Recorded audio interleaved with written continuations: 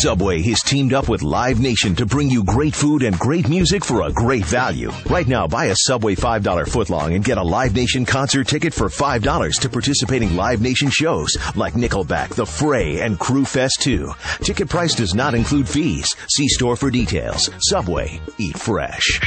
Eat fresh. The B.S. Report is a free-flowing conversation that occasionally touches on mature subjects. First of all, This is the B.S. Report with Bill Simmons. it might be cool, I don't know. And if it's not, I don't care. The B.S. Report with Bill Simmons. Bill Simmons works for ESPN. He's also named the sports guy, and he writes a comical sports column. He must be a popular dude. The B.S. Report. It's got a real dirty sound, like a rusty steak knife cutting through a well-aged steak. Now.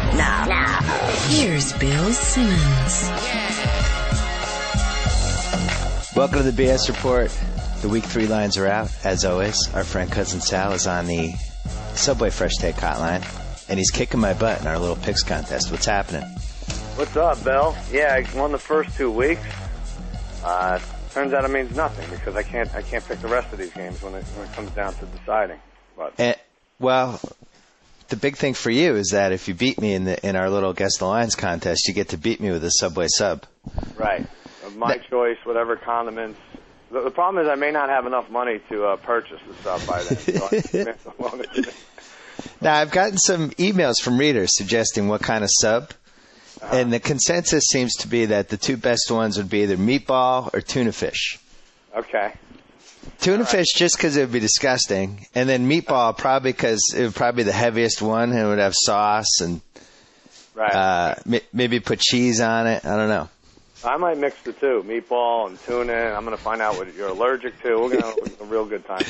Yeah, you make a good point. You could basically make the sub anything because you're not going to eat it. So you can do a meatball and tuna sub.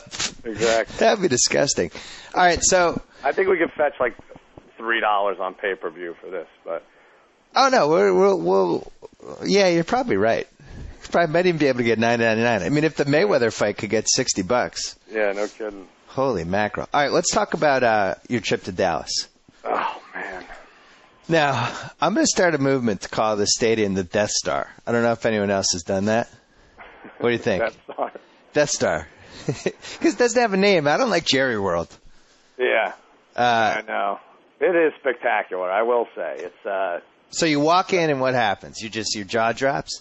Yeah, it's just like everything's glass and new, and you could like eat off the escalator, like nothing's really touched before. So, and the food's overpriced, but there's like a whole variety, there's all kinds of barbecue and macaroni, and like you'll die eating there. But you're drawn to that screen right away. Like the second you walk in, like I said, everything's glass, so you could see actually into the stadium part, the seating, and it's just enormous. It's ridiculous. Like you have to, I don't know. Like I want to watch the field because I like to see how the play develops and who Tony Romo's going to throw his next pick to before it actually happens. So like I had to like lower the brim of my cap to block out the screen. Otherwise, you're just going to watch it the whole time. But it was really something else. I didn't realize how big it was until NBC spent 3.5 hours talking about it, which you missed because you're at the game. But 7 stories. I mean, gigantic. The building that you still work at, that I once worked at on Jimmy Kimmel's show, was, I think, it's like 5.5 stories. Right. So this scoreboard is bigger than that building. I mean, it's incredible. 7 stories. I know. Can't get over that. The odd thing is it's on a 5-second delay with the game. What do you mean? It's actually 5 seconds ahead of what goes on in the field. I don't know how they do it. I don't know how this Jerry Jones does it. He's really. If you had taken like your son Archie there, would he would have just watched the TV the whole time, right? Yeah, he would have been annoyed SpongeBob wasn't on, but yeah, he would have been. Most of the fans were watching the TV because you could tell, and they replay everything, and they don't clutter it with graphics, so it's the whole screen, and I think that they sometimes have the score on the bottom. Otherwise, that is the one knock I'll say against the stadium. It's tough to find because it's the only thing, it's the only display. You can't really tell how many timeouts. At least where I was at midfield, a couple levels up. You can't tell how many timeouts there are, or things like that. You can't really tell stats. So maybe they'll fix that down the road. I wonder if they'll start using the stadium not just for football, but like for boxing and UFC pay-per-view stuff like that. If the TV's that good, wouldn't people want to go and just watch it? Yeah, it would be good. I think they'd have to guarantee like 50,000 in that stadium, though, because it's got to cost a ton just to open the doors and turn the lights on and everything. So you went to the new Shea Stadium, whatever that's, Citi Field, right? And this just murdered Citi Field. Oh yeah, this blows it away. Citi Field. I don't know why. I was closer to Shea Stadium than I am Texas Stadium, being from New York, but it just it didn't feel like the Mets belong there. But this is just so colossal and grand. It's Cowboys could play that forever. Now, what if what if there was no TV? Would it still be an amazing stadium, or is the TV just really the main thing? I think the TV is the main thing. It really is hard to. It's all about the TV, and they did this whole thing like the 7 wonders of the world. Like Jerry Jones really had it tricked out, like on this board, like yeah.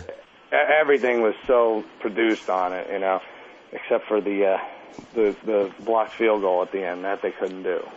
And it's funny, we did pass the hat for the punt game. Like we put $20 into start. I was with 3 other guys, and we put $20 in. And every time there'd be a punt, someone would drop $5 in, and we'd keep passing it until it hit the board, and it didn't hit. But I do think it's going to be a problem when the pooch kicks from like the 40, when a team is punting from the opponent's 40, and that really the object of the game is going to be to hit it as high as you can and short as you can. I think it came within 5 feet. I don't know. You were watching at home. They may have replayed it a few times. But. It came very close, and the punter actually looked upset that he didn't hit it. Really? I forget which team was that. Was the Giants punter, right? Giants punter, I think, had the first crack at the... Yeah, it looked like he went out there thinking, I'm going to hit this thing, I'm going to make history, and it just missed it.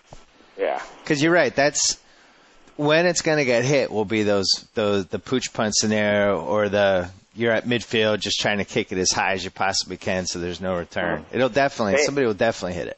Yeah, I agree. I'll tell you this much. I wrote this in Friday's column, and it was proven true. Every punt was exciting. Yeah, oh, definitely. And the crowd is like, oh. Come on, hit it. It should be a halftime event anyway if Jerry Jones wasn't so uptight about it. They should figure something out. I got to say, you got to hand it to him, because this is the first stadium since the Astrodome, the first basically indoor stadium that has really gotten people just talking nonstop, and everyone who went said it was awesome. I can't remember a stadium since the Astrodome that's made people feel that way. It's got a lot of buzz, and he really turned it around. They hated Jerry Jones, and he fired Tom Landry, and obviously it helps that they've won Super Bowl since then, but he's really come a lot around. The whole city has turned in his favor, and conversely against Tony Romo. So yeah, you want to talk about that? How you feeling about that? I'm the biggest Romo supporter. I really am. You know it. I go crazy when people get on his case, but. Not only will I say Eli Manning is better, this is tough for me. This is like Fonzie saying I was wrong. But I'm looking at like guys like Trent Edwards and Kyle Horton, and I'm like, how do they do it? How do they not screw up as much as Tony Romo? It gets me sick inside. It really does. Like, he seems so... Is he not as talented as I think? Maybe I just overrated him from the start, because he's just making unforced errors over and over and over. I think he is talented. But there's something wrong with him when the bread needs to be buttered. Yeah. He just, the bigger the game, the more it seems like he makes mistakes. Mm-hmm. Like he's fantastic at Tampa Bay in Week 1 with this random game against a new coach. He just seems like he's one of those guys. He chokes. I really do get sick about it. I think he needs to date like Lady Gaga or something. Go a whole new route, You get this Jessica Simpson. She screwed him up. Go crazy. Be the crazy quarterback out there. Well, it could be worse. Your son could have his middle name as his last name is his middle name. Oh wait, that. My cousin Jimmy keeps going. He's like, how many interceptions would Romo have to throw before you acknowledge that it was a bad idea? I'm like, it's already a bad idea. I understand. Now I have to make it a good idea. He's got to win a playoff game or something. Or you have to root for another more successful Romo. Yeah, right. You could have named him. You could have named him Jack Staubach Iacono. Right. That seemed too easy. Anyway. Jack Aikman Iacono. Right. I need to. Well, I'll tell you this though. It might be Jack Kitna soon. It really might be. I'll tell you this. You have a lot of stake with Romo. Between your team and the family name, probably nobody rooting for him more than you. I know. To pull it out. Man, the family's all over me. And I don't know if they showed it. Like at the game, you could see like Roy Williams. He's like after just about every play, he's got his hands on his hips. He does that thing where like he'll stay where he ended up. Like if Romo didn't throw to him, he'll stay where he was. Like at this point, everyone's back at the huddle, and Roy Williams will be like near the sidelines with his hands on his hip, like, "Hey, look, I was open." Meanwhile, it was like 20 seconds before it, the play was over, and I think it might be getting in Romo's head too. That's not a good thing to do. No, I know he doesn't take it beyond that. It doesn't seem like he's going in the media and bad mouthing him, but you got to think some of these guys are down on him. Well, week 2 in the books. I have been probably off to the greatest pick season I think I've ever had after 2 weeks. You are, and it's manifested itself. We're doing. I'm giving you the ball, and you're going, and with parlays and everything else. Yeah, we've had some success. We took the Colts last night. Yeah. And even though Miami had the ball for like basically 3/4 of the game, Manning has reached that point now where you just feel like as long as he gets the ball with a chance to either tie or win the game in the last 5 minutes, it's going to happen. And 5 minutes is way too much. Like I don't know how they thought that could be a good idea. It's way he plays early Madden football where if you had 38 seconds left when you had the ball on the video game, you were going to win. Right. That should be his standard. Well, we were texting about it last night. I tweeted about it too. So 3rd and 6, 4 minutes left, and the Dolphins basically it seemed like a fullback draw almost. It was just awful. I mean, I think it was to Ronnie Brown, but just a terrible call and predictable and safe, and it was like they were settling for the field goal. And I just feel like the team's goal at that point should be, let's hold the ball as long as we possibly can without Manning getting the ball back. You don't want to settle for anything. You just want to keep the ball and hopefully score a touchdown or a field goal, but not let him get on the field. It was terrible. I think the Dolphins, their offense is fine throughout most of the game because they could work in the wildcat and it's going to take someone by surprise. But when they're killing clock or when they're in the 2-minute offense, they're lost with this wildcat. Like they don't know what to do. It doesn't seem like. Yeah, it seems like more 3rd and 7 or higher. Mm-hmm. They're going to have some trouble. Yeah. And but the bottom line is that Pennington and Ted Ginn. That's your answer. Yeah. Hedge said that touchdown that Ted Ginn really should have caught. Hedge said he knocked it down like a defensive back, which is really true. It was an awful effort. They could have won the game in that play. I mean, right. But I think that's it for the Dolphins. I bet the under in that game. I didn't want to drag you in, but I was like, you know what? Every night game has gone over, and pretty easily, I think. Yeah. Right? Like both Monday night games, obviously the Giants, Cowboys.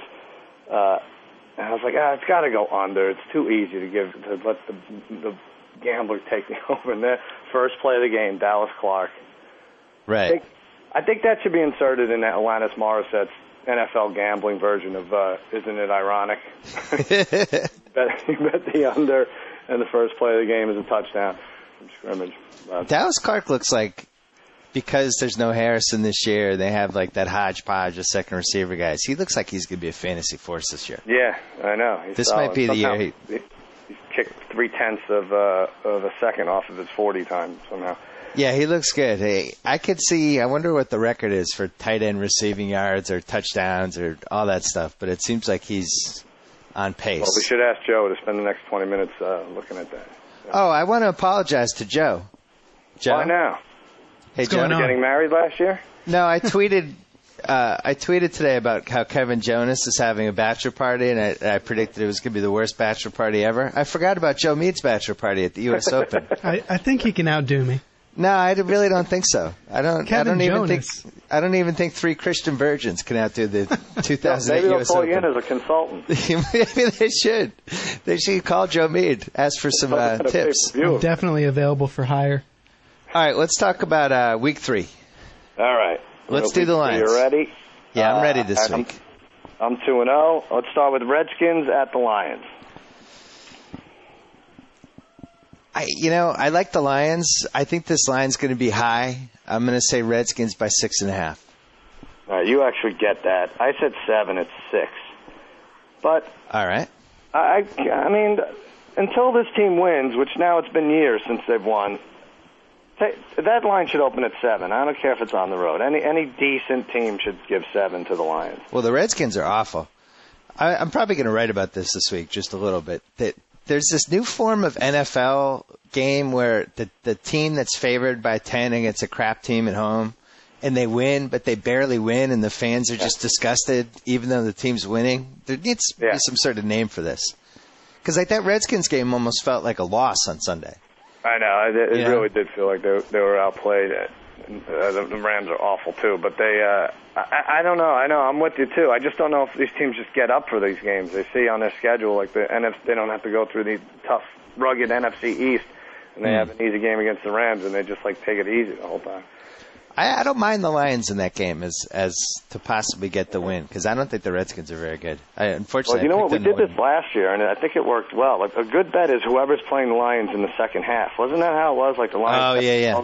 And then they just, Stafford likes to cash in on moral victories, and then by keeping it close, and then it gets out of hand. Yeah, the only thing that worries me is that they always get that weird Calvin Johnson play in the second half. That's true. That 50-yard, 60-yard, whatever. All right, what's the next one? So you got that one. 49ers at Vikings. This is a nice game. The 49ers might be good. Yep. And I'm not sure if the Vikings are that good because they played two terrible teams. They beat the Browns, they beat the Lions. This is a nice test for them, I think. I'm going to say something right now. This game will serve at the end of the year as a tiebreaker between the second and third seed in the NFC. Oh, so you're handing the NFC West to the Niners. Yeah, screw it. I'm not going with that prediction. I do think the Niners win the NFC West, but they'll be 10-6. That won't be enough. I think the Seneca Wallace-Hasselbeck thing happening this early, I think, basically hands it over. Unless the Cards can, they really kicked the crap out of Jacksonville last week, but I'm not sure if Jacksonville is just terrible. Yeah. It's hard to know if the Cards might have rebounded or not. So this game's in Minnesota. In Minnesota. Actually, this is their first home game, right? Brett Favre's first home game. I think the line's going to skew a little bit high because I don't know if everybody fully trusts the Niners yet. I think the Vikes are getting a little too much attention. So I'm going to say Vikings by 7.5. All right, I said 7, and it opened at 6. Oh. I think it might be up to 7 now. So. All right. Game 3, Titans at Jets. Ooh. Yeah, I looked at this one. This is a tough one because I don't know if Vegas has bought into the Jets yet or not. What do you think? Oh, you don't tell me yet. And I don't think the Titans are that good, unfortunately, for them. I don't know what it is with them. We were texting each other. Fisher was going berserk on the side. I've never seen him so animated. And they can't put together a win. They really should have won. They were up 2 touchdowns in that game. I hate to say it because there's really no connection at all, and it's kind of morbid, but the Vince Young thing was like a bad omen for their season. I mean, not the Vince Young, the Steve McNair thing. Steve McNair? Yeah, to lose like the greatest quarterback in your franchise's history because to a murder-suicide, like basically 2 months before the season. I don't know. It kind of put a cloud over it, I feel like. Yeah. Yeah, maybe it has. They should use that excuse, anything they can at this point. They don't look that good. Yeah, they really don't. Is this at the Jets or at the Titans? It's at the Jets. Oh, man, I like the Jets. Yeah, you talked me out of them last week. We'll get to that. I'm very upset I hit this exactly. Yeah, I did talk you out of it. I hit this exactly, and I think I'll give you that clue, so I think you can, too. Jets 2.5. Jets 3. Oh! Jets 3. Maybe they let down here. I mean, on paper, they haven't been playing like this, but on paper, there's the best defense the Jets have faced, right? Well, the Texans would argue differently. They move the ball wherever they wanted. Maybe they dig in, the Titans. Giants at Bucks, game number 4. I have one more comment on the Titans. Yeah. So they get into that little sideline brawl with the Texans, and the announcers say, "Two AFC South rivals, no love lost here." I mean, is there really a lot of love lost between the Texans and the Titans? Is this a rivalry that goes way back centuries? Was that your boy Gus Johnson doing that game? It was. Was it? It was, yeah. No, he didn't say that, though. It was the guys doing the highlights on ESPN. One of the guys said that. No love lost here. It's like, I feel like there might be. I think anytime you see a brawl, you could say there's no love lost there, because there's a good chance that there's even the slightest bit of history. Unless it's two brothers fighting in the backyard. Unless the Jonas brothers start brawling at their bachelor party. Like, oh, there's no love. Wait a minute. No, they do love each other. I think you can get away with it. All right, what's next? Giants at Bucks. Ugh, the Bucks are bad. They're not good. This is easy-teasy, I think. Yeah, the Giants, as long as it's not windy out, I think you just take them every week, don't you? They're just good. Their receivers, all these young guys, they seem like they hit the mark with each guy. Yeah, I hate them. I know. It's really like it's 50-50 or maybe even 40-60 when you're drafting a receiver like late first round, second round, whatever. Like half these guys don't pan out. And it looks I hate complimenting him, but Eli Manning makes these guys better. I don't know how he does it, but I'm going to say 7.5. We tie here because I said 6.5. It's 7 exactly. That's a tease. That's tease, right? That's tease. If the Bucks beat your tease this week, then God bless them. Yeah. Jaguars at Texans. I think the Jags are done. I'm going to write them off. I think we could write off like 6 teams at this point, and this is definitely one of them. They're just not good. Well, wait, who else? Wait, Jags, Texans, Colts. What? Like 2 of those teams could be done already in that division. Jags and the Titans after this week. Well, yeah, Titans. That'd be weird. If the Titans lose to the Jets, it's over because I don't. 0-3 teams don't make the playoffs. So I kind of like the Titans this week because I just think that game means so much more to them than it does to the Jets. Jets are all happy. They're 2-0. They just beat the Pats. Right. I did too. I like that game too. And the Jets have to sort of let down a little bit, right? They can't keep playing with this emotion. I'm going to say this line skews a little high because the Texans looked good last week, and Texans by 7. Oh, no. I got this one exact. It's 4. Oh, no. By 4. Did anyone see last week? I know. They just no flair at all in their offense, the Jaguars. Nothing. They don't have a single receiver who can make a play. I totally disagree with that line. Doesn't it seem like this happens, though? They start off slow, and then everyone loves Maurice Jones-Drew, and then he'll put together like 2 games where he'll have 5 or 6 touchdowns total. I don't know. That team, did you see their performance on the Antrell roll kick return? Yeah, I know. They gave up. It was like they were jogging after him. Okay, he's cutting, he's weaving across the field. Anybody who was trying should have caught him, and nobody did. Seems like they've quit.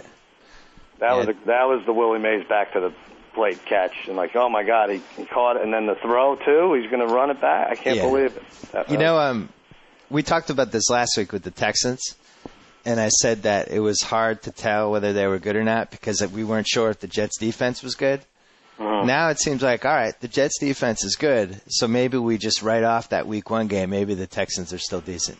Yeah, that's true. What I mean? That's true. I didn't look at it like that. Because that Revis is incredible.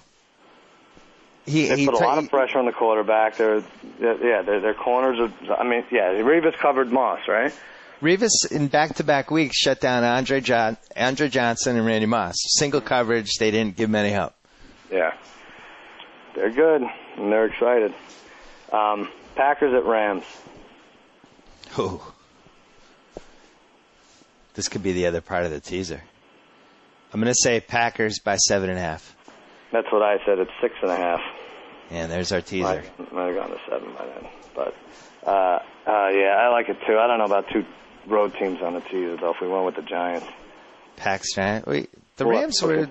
The Rams have 7 points in 2 weeks, though, right? Yeah, they're not good. Not a good team. Another team that's not good, your Patriots, hosting the Falcons. I mean, they have a better team. We got to bash Tony Romo for 20 minutes, and we didn't talk about your Patriots once. Well, they can't block. They can't block, and they can't pressure the passer. It's a bad combination. I know what this line is. I think I'm going to nail it exactly, and I totally disagree with the line, but it's going to be Pats by 3. Wow. All right, we tie because I went completely the other way. I said Patriots by 6, and it's 4.5. So we're each a 1.5 off. Totally disagree. I was a Falcons naysayer, but that's a good team, and Gonzalez made them about 10% better. It's having him inside the 20s transformed them, I think, to another level. But this is the shrug line you talk about, where Vegas shrugged their shoulders and said 4.5. We don't know what to do with this game. So yeah, because because they're still banking on the fact that people are going to bet the Pats because they're the Pats and it's Brady and Belichick. But this is not the same team anymore. This is what I said last week. The defense isn't that good, although they did look okay last week, but can't pressure. They're losing the battle in the line of scrimmage every game. Mm-hmm. I don't feel good at all about this season. Belichick is looking for more hours in the week to practice scheming. I don't know how he's going to do this. Well, I'm not saying the season's over, but I think that right now, at this point in time, it's not a very good football team. Maybe 10 weeks from now, it could be a good team. I mean, the J-Bug thinks it's like the Colts last year where they started off awful, it looks terrible, everybody gives up on them, and then somehow they make the playoffs. Well, I think that is the key. Like, not only is teams not giving up on them, they're gunning for them. Like, I thought the Patriots were going to take teams by surprise. Like, oh, yeah, you know, remember us, and we're really going to make everyone pay for writing us off. But boy, they are going to. It's like they're the Super Bowl champs, and everyone's playing their hardest against them. I'll tell you one thing: if we don't come up with a better underdog pick, I'm taking the Falcons this week, and you're not talking me. Really? Yeah. Well, Falcons are good. Doesn't net you 2-1 just yet, but Falcons are a top 5 or top 6 team in my opinion. Well, I was looking the other way. I was thinking Pats Giants as our teaser. All right, well, let's keep going. See what happens. Chiefs at Eagles. Chiefs. You didn't see it, but one of the all-time shoot yourself in the foot games. What happened there? Just terrible coaching. Awful coaching. Jason Whitlock wrote a good column about it in the Kansas City Star this week. One of the worst coaching jobs of the decade. Yeah. So Chiefs said who? Eagles. Oh, Kevin Cobb. I'm going to say Eagles by 7. Yeah. I get this, but I screwed it up too. I said Eagles by 11, and it's 9.5. Wow. You're 2.5 off. I'm 1.5 off. That's a lot of points to give with Kevin Cobb. That is a lot of wood for Kevin Cobb. That's exactly what I had. He basically made one nice throw, and then other than that, didn't really do anything against the Saints D.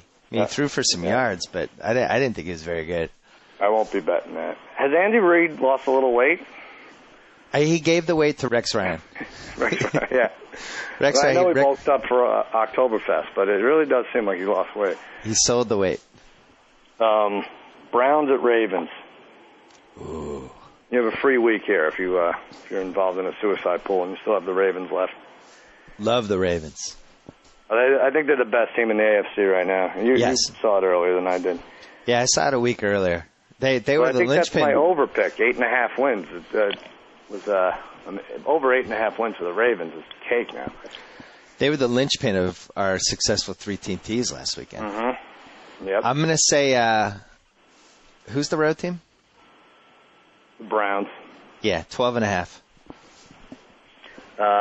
We tie again because I had 13.5 and it's 13. All right. Well, you're beating me again. I've won or tied the last 8 here, so it's 1, 2, 3, 1, 6. It's 8-5. Jeez. Getting that sandwich ready. Meatball and tuna, slap it against my back. It's going to suck. Bears at Seahawks. Oh, I get this one. This is a win. Bears by 3. Yeah, I was terrible on this. It's Bears by 2.5. I thought Seahawks -1, and I even counted on Seneca Wallace being in there. You know, the Bears really should be 0-2. It was a terrible loss by the Steelers. They should not have lost that game, and they really blew it and gave it away, and the Bears took it at the end but should not have won, if that makes sense. Do you think, you brought this up during the week, like the Bears are going to be okay, but at least defensively they're okay. That was like the big question with Urlacher gone, and you and I agreed, like, kind of overrated. And everyone in the city is wearing the jersey. That doesn't help. But what's the most overrated jersey right now? Oh, interesting. Probably Romo.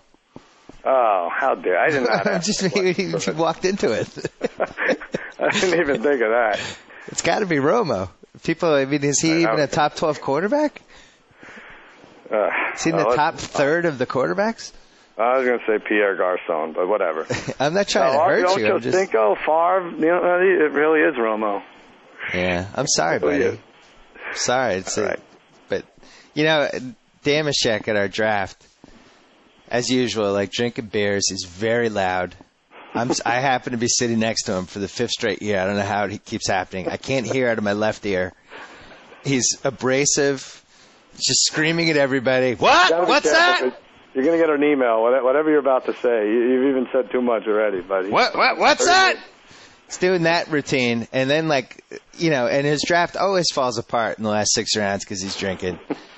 And second to last round, just throws out Pierre Garçon. Yeah. Throws it out. Everyone laughs. He does the, what's that? And now the guy's the second receiver for the Colts. I know. It's unbelievable. I hate fantasy drafts. Scoring touchdowns. Yeah. The worst.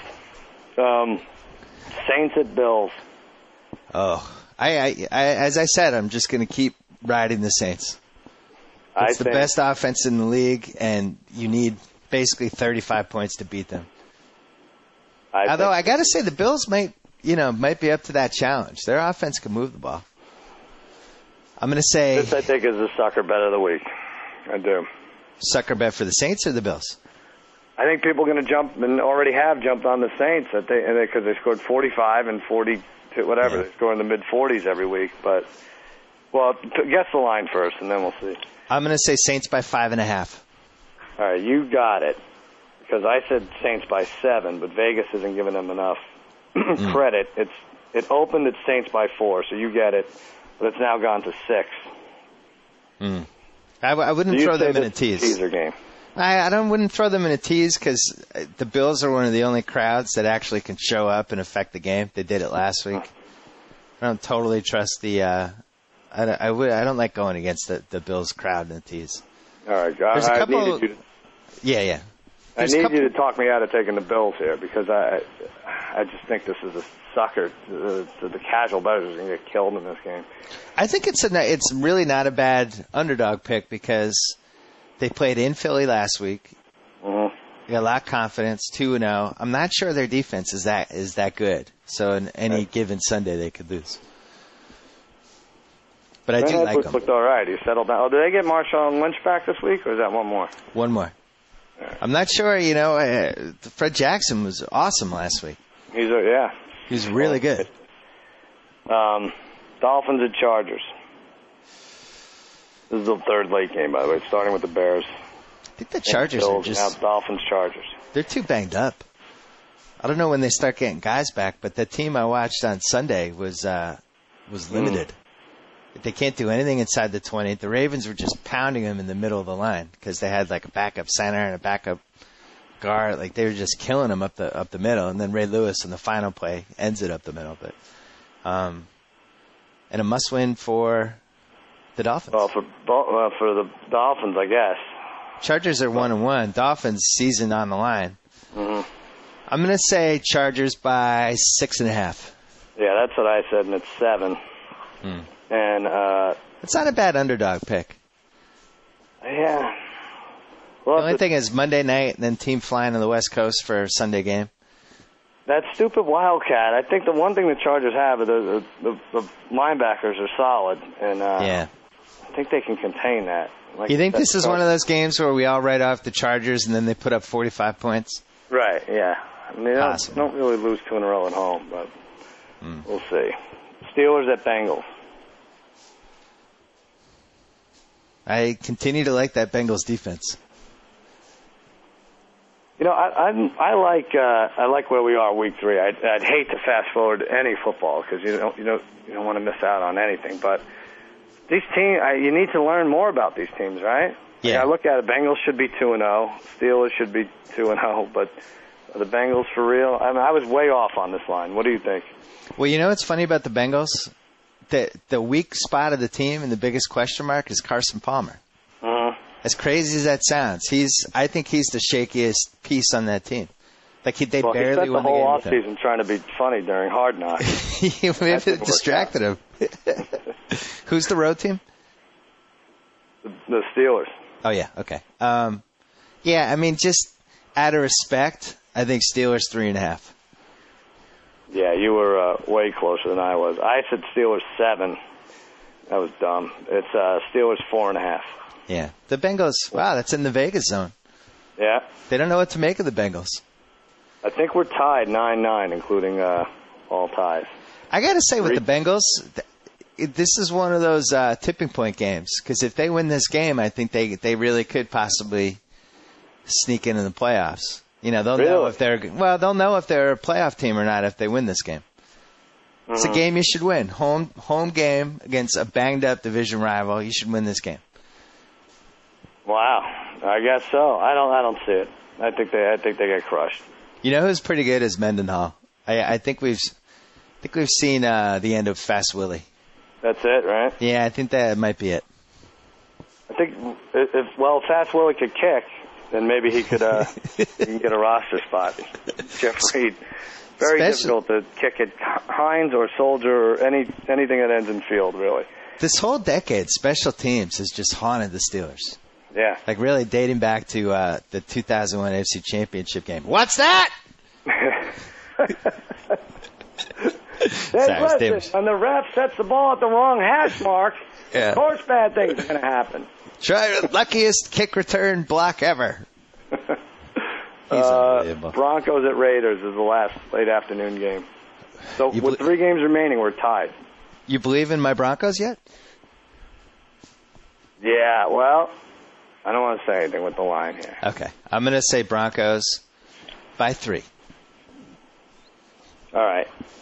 Here's what happened. You're right. I said Broncos by 5. I was wrong. It opened the Broncos by 2.5, and now the Raiders are favored by 1. Oh! Holy mackerel. Nobody saw Jamarcus Russell last week, apparently. Well, what goes on? How the Raiders are going to win 2 games in a row? I don't understand. This could be another sucker bet. I mean, who's not going to take Denver here? I think the Broncos are good. How are they underdog to the Raiders? That's because people are excited about the Raiders because they're running the ball. They got their defense is making plays, but Russell is just awful.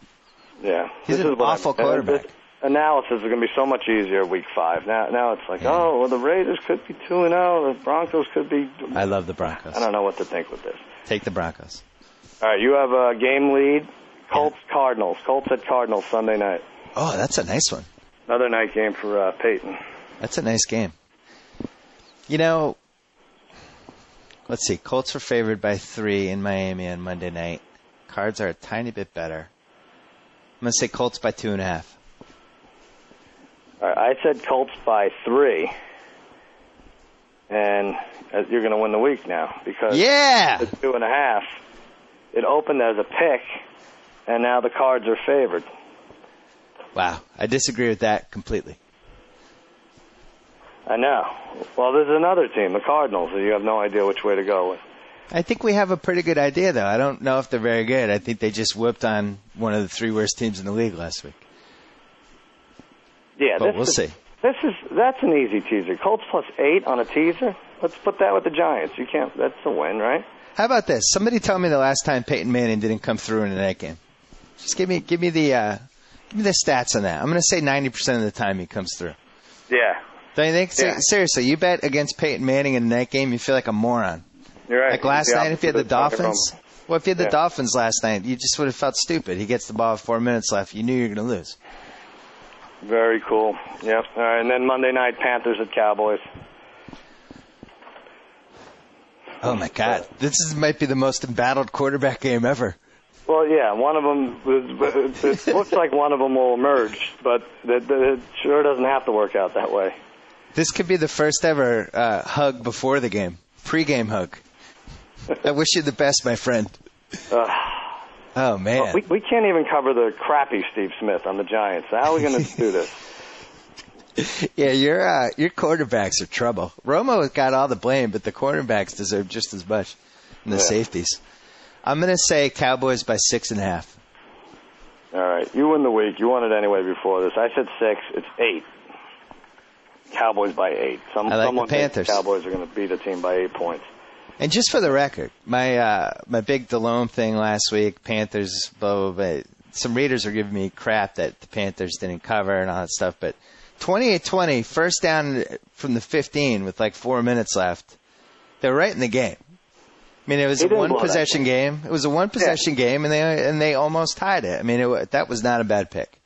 Yeah, he should have been going crazy in the post-game press conference. Who? I told you so. I told you I can make us lose by less than a touchdown or whatever it was, 8 points. Their real issue is not DeLome. Their issue is the fact that they don't have a second receiver or a tight end, and basically the Falcons were just quadruple teaming Steve Smith, daring him to throw to anybody else, and there's nobody else open. But all right, what are we going to do for an upset? How much money do we have? I'll take the blame for that Panthers, nonetheless. Well, we were up 2,200 after week one, 2,200 after week one. We lost 500 last week in the Panthers. All right, so we have 1,700 fake dollars. What is the Falcons' money line? Falcons' money line. It's not going to be 200, right? Because it's more. It would be like plus 180. Let me see. I didn't have it pulled up. Falcons' money line is, yeah, you're right, plus 180. I say we go 1,000 on the Falcons. Wow. Listen, it's my responsibility to give my readers, my listeners, the best possible picks, and that's the best possible pick this weekend. The best possible pick is picking against the Patriots after a loss. Listen, I'm not saying I feel good about it. I'm not saying it doesn't make me feel bad. Well, you have to feel good about it. No, I think the Falcons are better. I think they're the best pick. Is there a better pick? I mean, do you like the Panthers here's what plus 8? I was going to go with. I was going to go with, and I defer to you because you've been hotter than I have, but I was going to go with the Niners over the Vikings.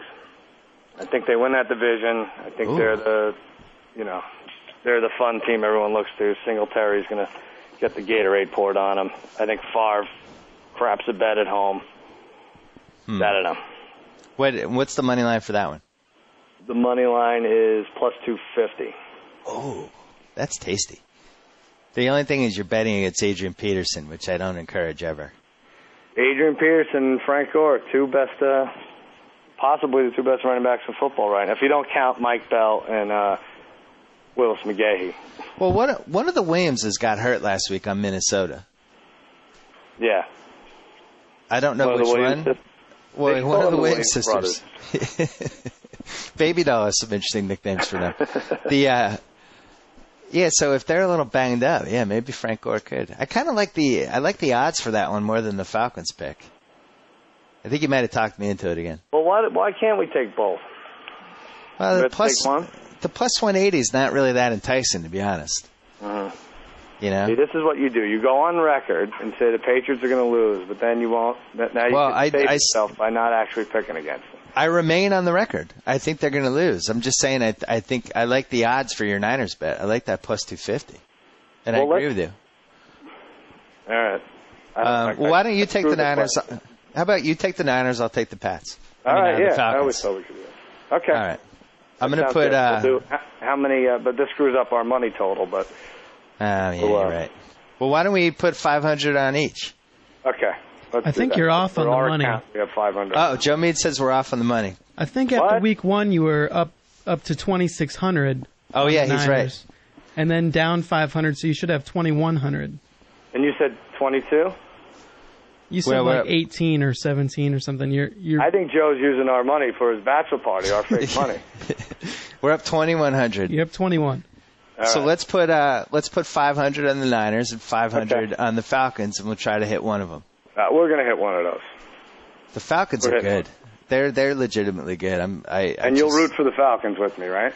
I picked the Jets last week, and I rooted for the Pats. It's not going to affect who I root for. I know. There's a science to it. You gotta know when your team doesn't have it. I'm not saying they're. I think by week 11 they're going to have it, but right now they don't have it. All right, that's fair. That's fair. All right, Cousin Sal. Bash my team enough. Anybody on Jimmy Kimmel Live this week we should be excited about? Yeah, we have David Duchovny, Courtney Cox, Tommy Lasorda. We have the Feast of San Gennaro here in California, in L.A., and LeBron James is on Friday. Really? Yeah, that'll be fun. My buddy Joe House is coming on Thursday.